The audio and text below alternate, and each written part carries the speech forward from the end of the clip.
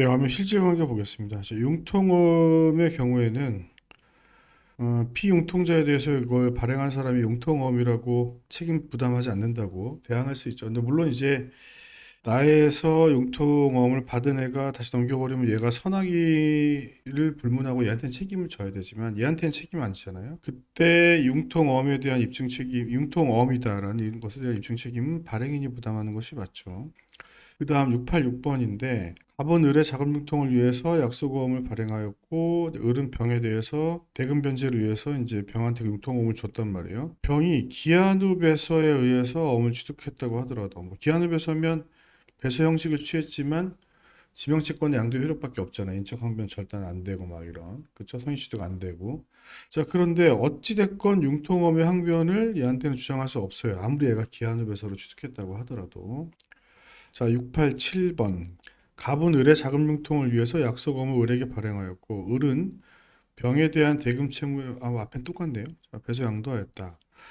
자, 만약 을이 병에게 교부한 어음의 만기가 대금 채무의 변제기보다 후의 일자인 때에는 그러니까 원인 채권과 이제 어음 채권의 관계에 대한 것인데 어음의 만기가 더 길어, 더 늦어 후의 일자인 때에는 특별한 사정이 없는 한 병은 을의 기존 채무의 지급을 유예하는 의사가 있다고 본다. 요거 만기가 더 늦다면 이거 되게 잘 나오거든요. 이것도 꼭 기억을 해주시기 바랍니다. 맞는 얘기. 자, 688번 보겠습니다. 융통어음의 발행인은 피융통자로부터 기한후 배서에 의해서 그 어음을 양수한 제3자 말씀드렸죠. 융통어음의 발행인은 이 제3자의 선악의를 불문하고 융통어음이라는 항변을 주장할 수 없어요. 그러니까 융통어음의 항변은 나한테 어음을 받아간 그 피융통자한테만 주장할 수 있거든요. 항변으로 대항할 수 없다. 돈 주셔야 됩니다. 이거 맞는 얘기. 물품 대금의 지급을 위하여 그러면 어음채권, 원인채권 병존 순서는 어음채권 먼저 그렇잖아요. 그때 어음채권을 우선해서 행사하고 만족을 얻을 수 없을 때 원인채권을 행사할 수 있다. 맞는 얘기네요. 지급을 위하여 자, 지급에 가름하여 그때는 이제 원인채권이 사라지죠. 그러니까 그때는 뭐 순서의 관계가 당연히 없고 어음채권만 남으니까 지급을 담보하기 위해서 발행한 경우는 이제 병존한다는 점은 같지만 이때는 순서에 제한이 없다는 점에서 차이가 있다는 거. 자, 690번. 3월 2일, 4월 30일 지급하기로 그리고 12년 4월 1일 날 변제가 되기 전에 지급을 위해서 만기가 5월 31일이면은 지급 유예 의사 위하여니까 병존 순서는 어음 먼저 이렇게 되겠죠.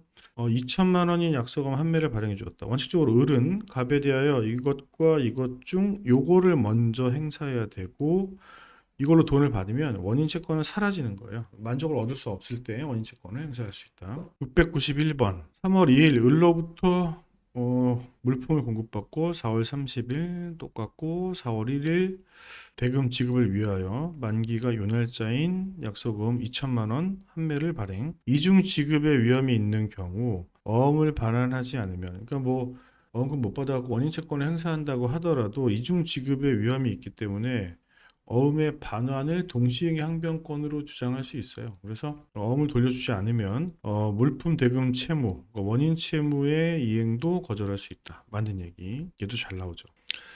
앞에는 똑같고 을이 갑에 대하여 어음금 청구의 소를 제기해도 물품 대금 채권의 소멸시효는 중단한다. 네, 물론입니다. 이게 어음상 권리를 행사하면 원인 채권의 소멸시효도 중단된다는 거 꼭 기억해 두시기 바랍니다.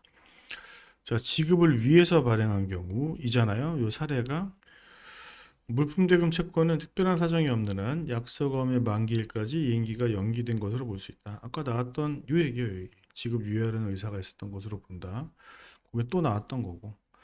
694번 공급을 받고 대금은 지급하기로 을이 약서금을 제3자에게 배서 양도한 경우에 갑에 대한 물품 대금 채권은 소멸하지 않는다. 양자는 병존하는 것이고 어음이 양도된다고 해서 원인 채무가 사라지는 것은 아닙니다. 자, 그 다음 지급을 담보하기 위해서 어음을 발행 교부했다. 그러면 양자는 병존하고 어느 것이나 먼저 순서에 제한이 없다. 선택에 따라서 한다는 거. 696번. 원인 채무를 변제하기 위해서 채권자에게 발행하는 약속은 그 채무를 담보하기 위해서 제3자가 어음 보증을 했어요. 어음 보증. 그 원인 계약에 대한 보증이 아니라 어음 보증입니다. 그 경우에 원인 채무에 대하여도 보증 책임을 지게 되는 것은 아니다. 어음 보증은 어음 채무에 대해서만입니다. 이것도 선택형으로 잘 나오는 것 같아요. 강론. 자, 백지식으로 된 배서가 배서일자는 뭐 적어도 되고 안 적어도 상관이 없는데 그 필요적 기재사항이 아니기 때문에. 근데 백지식으로 된 배서가 보통 이제 피배서인을 안 적었단 말이에요. 근데 그 약속어음의 소지인이 지급 거절 증서 작성 기간, 이게 지급 제시 기간이랑 똑같은데 그 지급할 날 더하기 이틀이거든요.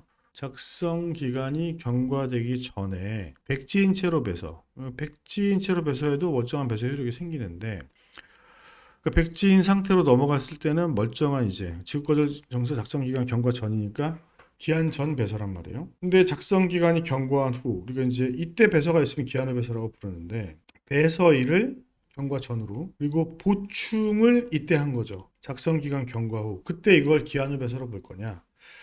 보충한 시점이 아니라 이 기한후 배서인지를 판단하는 거는 실제 배서 행위를 한 시점을 가지고 판단합니다. 이것도 매우 잘 나오는 문제고요. 그러니까 이제 배서를 이때 했는데 요 기한 후를 판단하는 날짜인데 이때 배설을 했어요. 그리고 보충을 이때 했고 이걸 가지고 판단하냐 이걸 가지고 판단하는 거예요. 이걸 가지고 판단하는 거예요.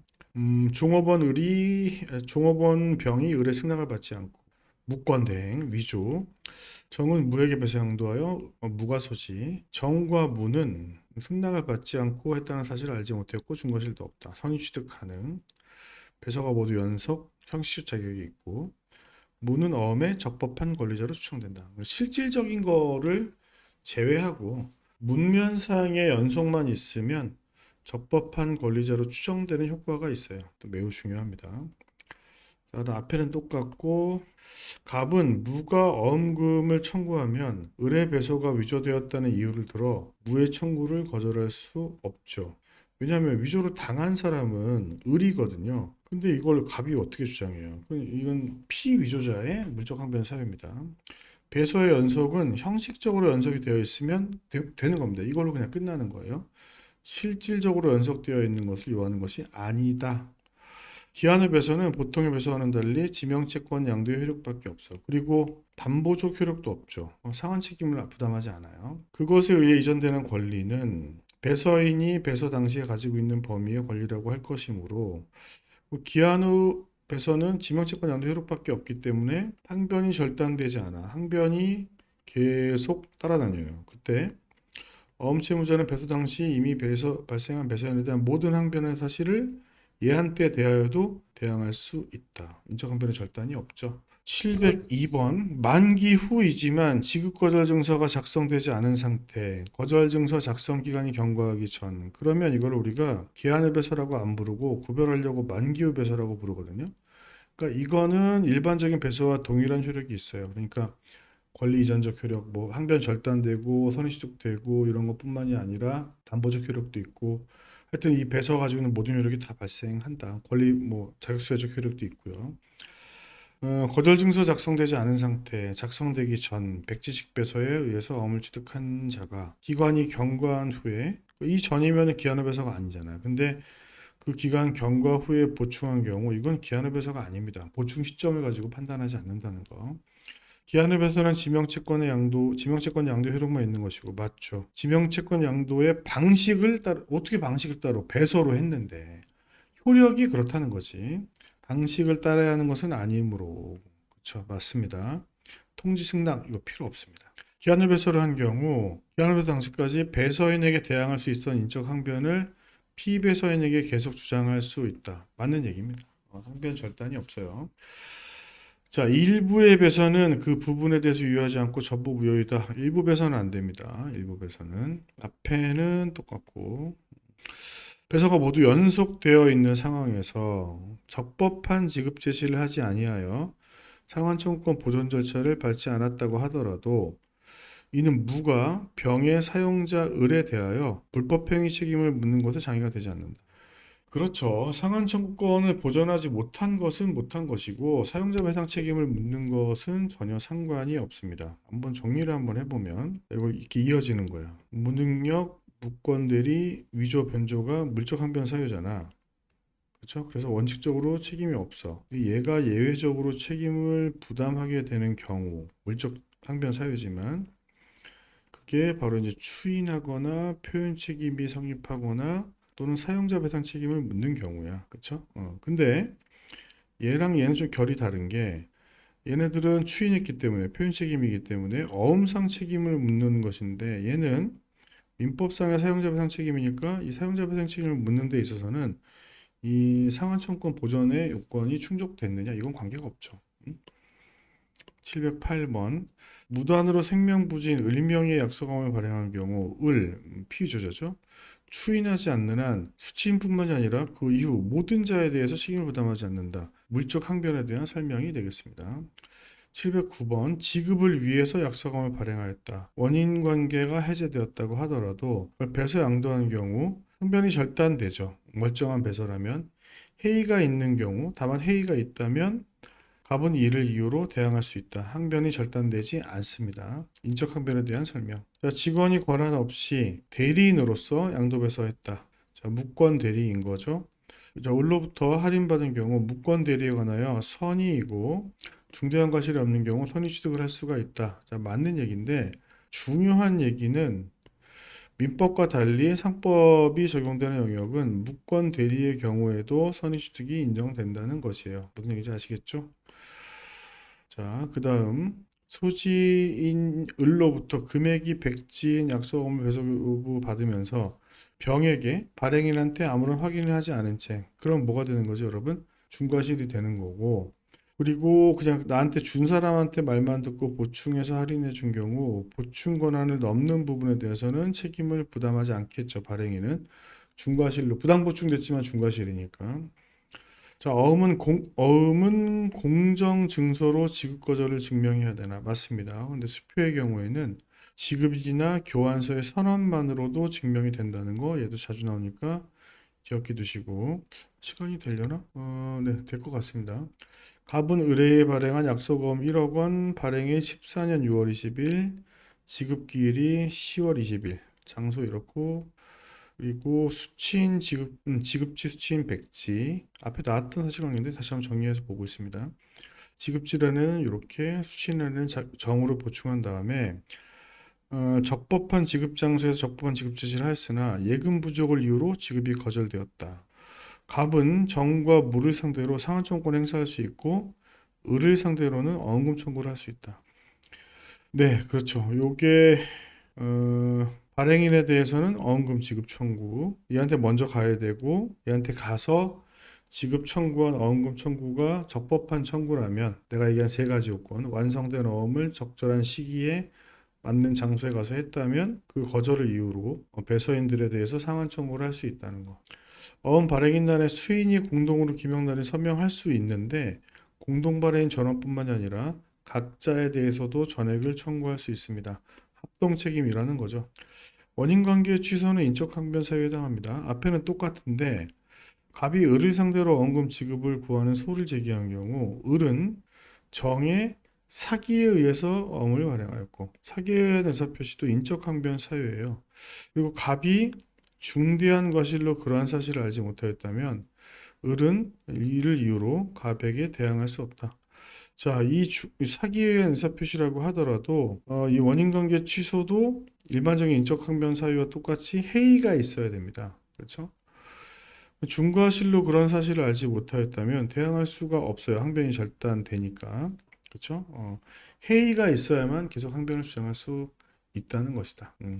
여기 보시면은 다시 한번 정리를 해보면 인적 항변 사유는 절단이 원칙이고 예외적으로 절단되지 않는 경우가 있는데 그건 해의로 취득해야 됩니다. 해의라는 것은 악의 더하기 손해에 대한 인식까지 있는 경우거든요. 그렇죠? 정이 이제 제1배서인이고요.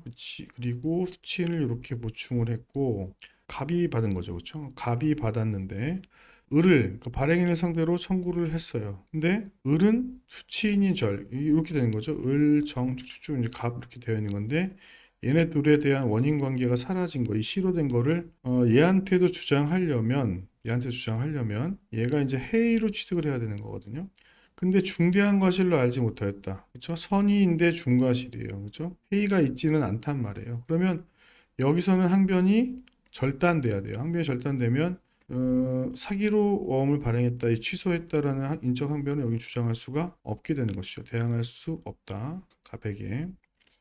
네, 그 다음 716번 보겠습니다. 원인 관계에 있는 채권의 지급을 담보하기 위해서 발행된 경우 어음상의 권리가 소멸한 후에 원인 관계에 있는 채권이 소멸되었다면 이득상환 청구권이 생길 수 없다. 없어요. 이거 좀 이해가 좀 필요한데 이득상환 청구권이 생기려면은 이 어음상의 권리가 소멸했을 때 다른 사법적 구제 수단이 없었어야 돼요. 근데 지급을 담보하기 위한 경우에는 원인 채권도 있고 어음 채권도 있는 거 아니야. 근데 얘가 없어졌을 때 이게 남아 있었다면은 이게 생길 수가 없어요. 그러니까 결론적으로는 지급에 가름하기 위해서 발행한 경우가 아니면 이득상환청권이 발생할 여지가 거의 없다.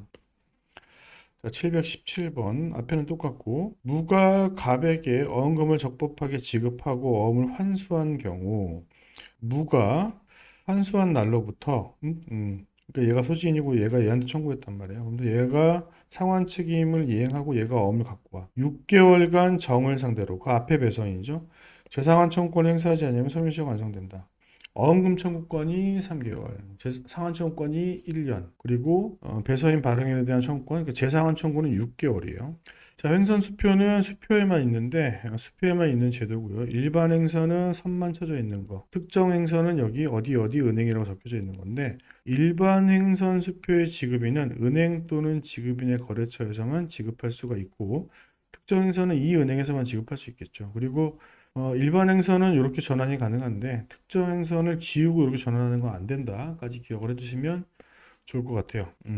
보험법은 다른 영상으로 찾아뵙겠습니다.